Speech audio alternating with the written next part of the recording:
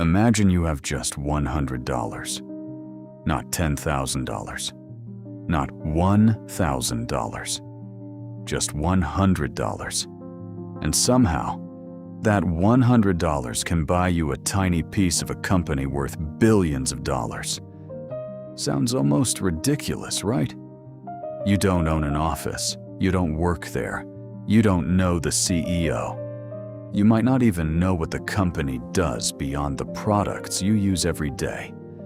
And yet, after tapping buy on your phone, you can become one of its owners. But here's where it gets interesting. That tiny piece of ownership can potentially pay you. If the business grows, your piece can become more valuable. The company may even share part of its profits with you. And if you give that investment enough time, your original $100 can become part of something much bigger. But there's another side to the story. That same $100 can also shrink. The business can struggle. The stock can fall. And if you choose the wrong company, you could lose a significant part of what you invested. So what actually happens between that first $100 investment and the possibility of building long-term wealth? Where does your money actually go? How does a company make you money? What makes one business worth owning over another? And why can something that looks like a great investment turn into a terrible one? Over the next 5 chapters, we're gonna follow that $100 from the moment you press buy until you understand what you actually own, how that ownership can create returns, why time matters, and the mistakes that can turn investing into nothing more than expensive guessing. And by the end, you may never look at a stock the same way again. If you want finance explained through simple stories instead of complicated Wall Street language, subscribe to Treasure Bucks Finance. Let's start with the first thing every new investor needs to understand.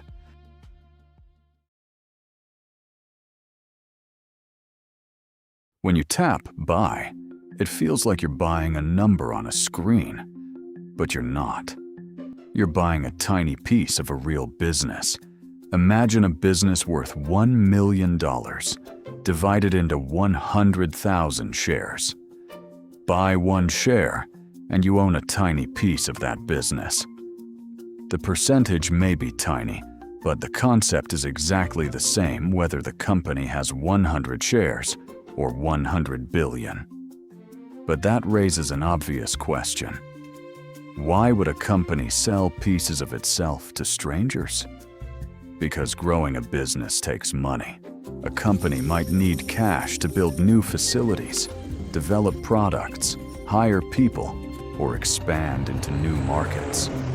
One option is borrowing from a bank, but that money comes with interest, and eventually it has to be paid back. The other option is to raise money by selling a piece of the business. Investors provide the cash and receive shares in return. And once that company becomes publicly traded, ordinary investors can buy and sell those pieces on the stock market. And suddenly, that $100 on your screen means something very different. It represents ownership in a business that is trying to grow, make money, and survive. And that changes the question. Instead of asking, what will this stock do? Start asking, what will this business do? Because behind that ticker is a real business, and that's what you're actually betting on. So if you own part of a business, how does that ownership actually make you money?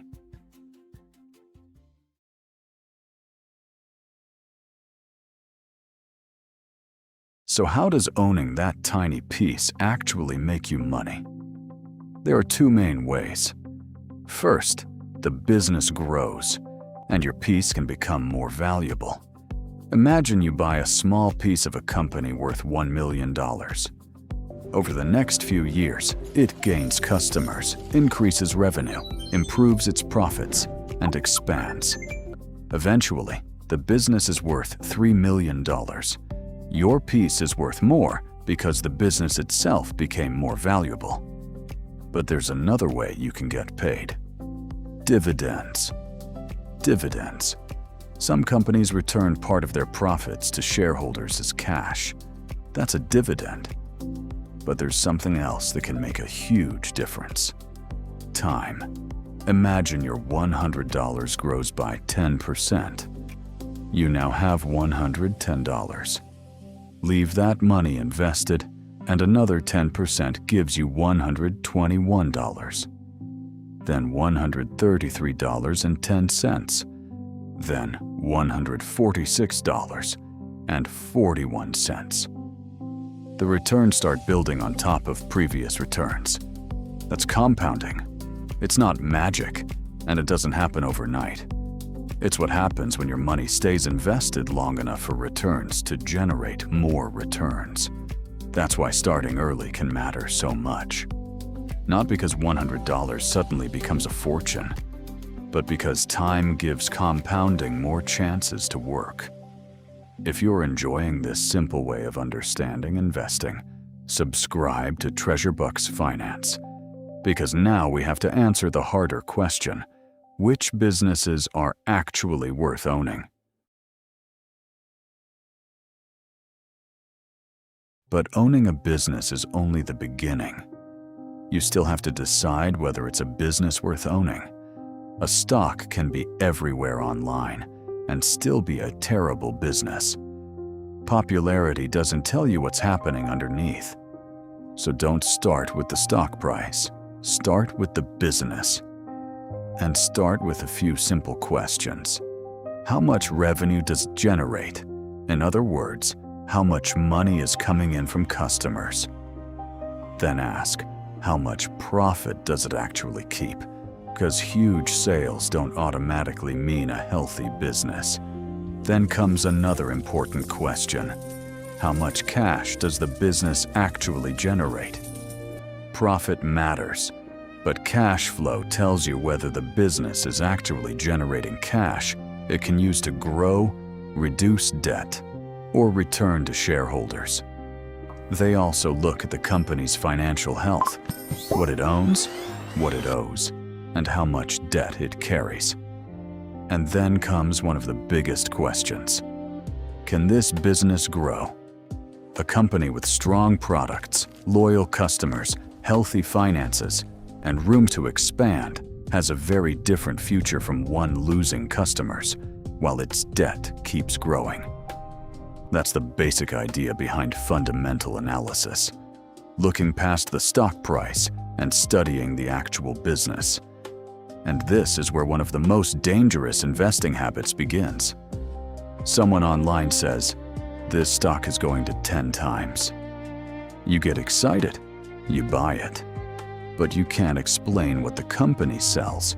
You don't know how it makes money. You don't know how much debt it has. You don't even know whether its growth can last. You're not investing based on understanding.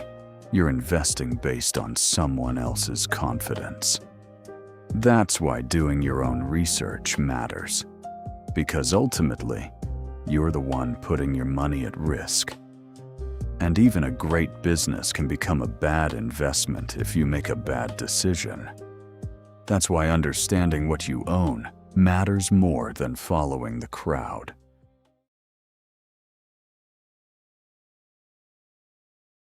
Imagine you finally find a business you believe in.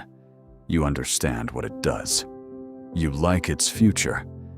So you invest. 3 months later, the stock is down 20%. 6 months later, it's down another 10%.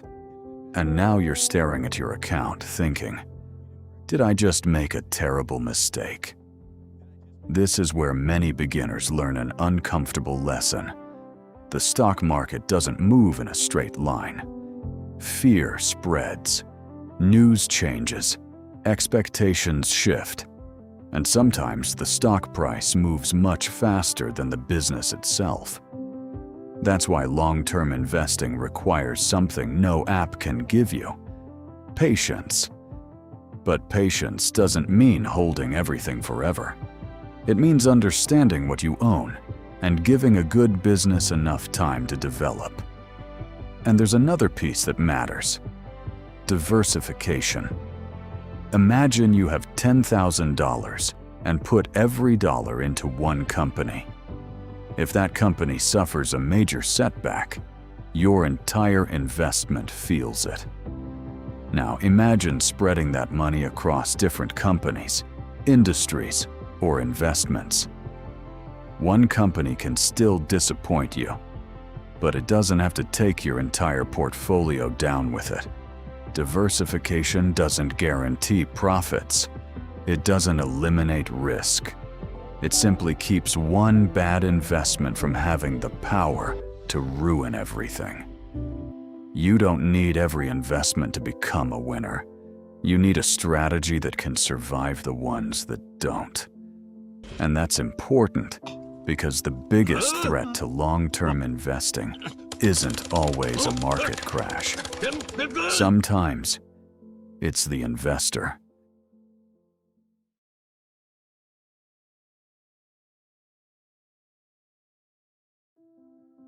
Go back to that first $100. At the beginning, you looked at your phone and thought, "I'm buying a stock." Now you know you're buying something much bigger than a ticker symbol. You're buying a piece of a real business. A business with customers, employees, products, revenue, profits, cash flow, debt, opportunities, and risks. What happens to that business over time can affect your return, but your behavior matters too. Do you understand what you're buying? Are you diversified? Can you stay patient when the market falls? And most importantly, do you know why you own it?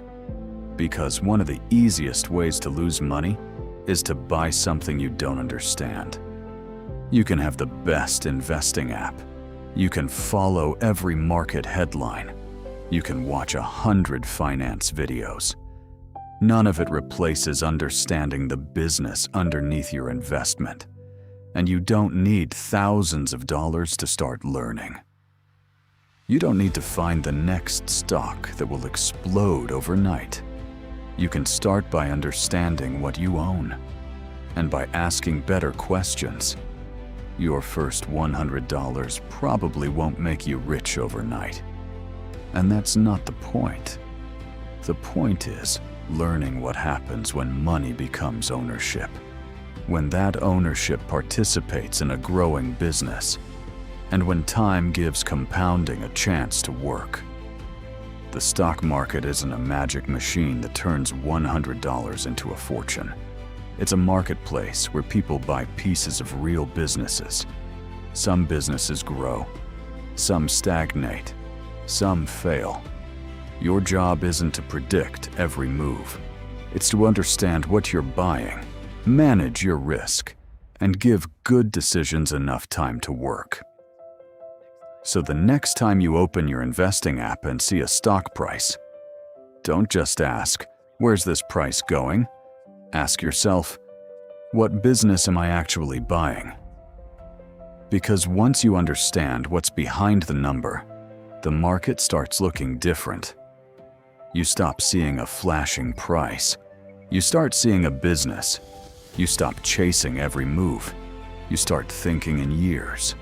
And instead of asking what everyone else is buying, you start asking what you actually understand. That's the shift that matters. Start small. Start smart.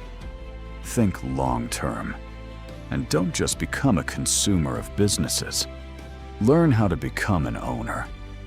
If this documentary changed the way you think about stocks, hit like and subscribe to Treasure Bucks Finance.